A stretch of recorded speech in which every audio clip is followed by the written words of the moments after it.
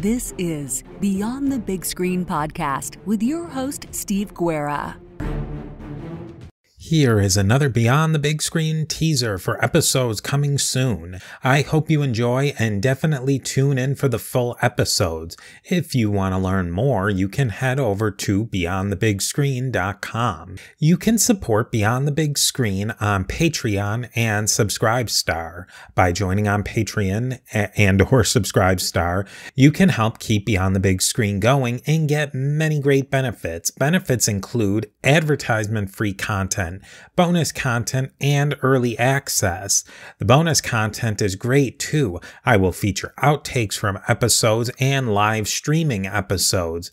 If you join at the executive producer level, you will become just that, an executive producer of Beyond the Big Screen. You will be able to develop ideas for upcoming episodes, help find great guests, and of course have your name mentioned at the beginning or end of each episode. You won't just be a supporter, you will be a critical member of the team. Go over to patreon.com/Beyond the Big Screen or subscribestar.com/Beyond the Big Screen to learn more. If you have any questions, comments, or feedback, send me an email to my email address, steve@a2zhistorypage.com, or follow us on social media by searching for A2Z History. I will see you next time Beyond the Big Screen.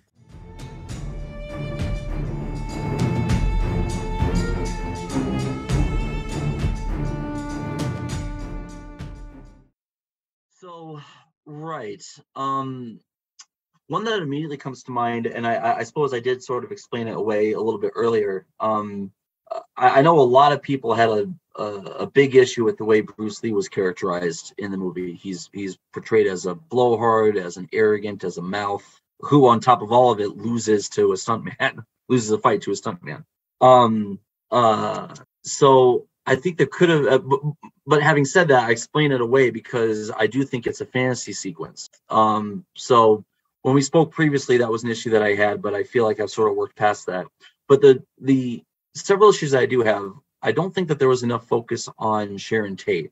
Now, I struggle with this a little bit. On the one hand, a minute focus on Sharon Tate is a minute away from Cliff Booth and Rick Dalton, which seeing either of them pretty much do anything together is there's that scene of them watching Rick Dalton's FBI episode, right? And I'm having a blast just listening to them talk and just their back and forth. But, you asked me at the outset of this, what was my expectation going in? And I expected Sharon Tate, and I expected building, exposition building of Polanski. So I was hoping I would see more of her. And then also, Charles Manson you only see in one scene. Almost if you blink, you miss him. And that's, of course, the scene that he goes to the Tate residence to look for his friend Terry.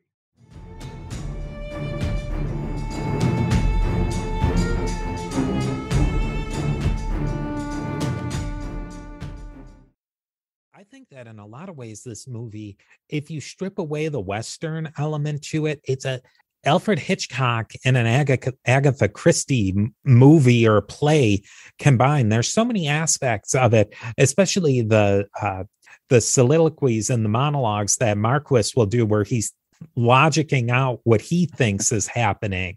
I mean, that's almost straight out of Hitchcock. When the crime is committed, let's say, we'll go through that, I'm sure. He runs through step by step for the audience how he arrives to the conclusion that he's arrived at, and then he acts on those conclusions promptly. The big thing to talk about now is the coffee. It keeps coming up, the coffee. We're going to come in and get some coffee and hot coffee. What is the whole point of the coffee, and what happens with the coffee? Yeah, well, the coffee motif, let's call it, was extremely interesting because there's got to be cleaner ways of killing someone, certainly smarter ways. My own, I only kind of reached this conclusion the last time I watched it, which could well have been the 30th time I've seen it. But I personally think that the coffee was poisoned before.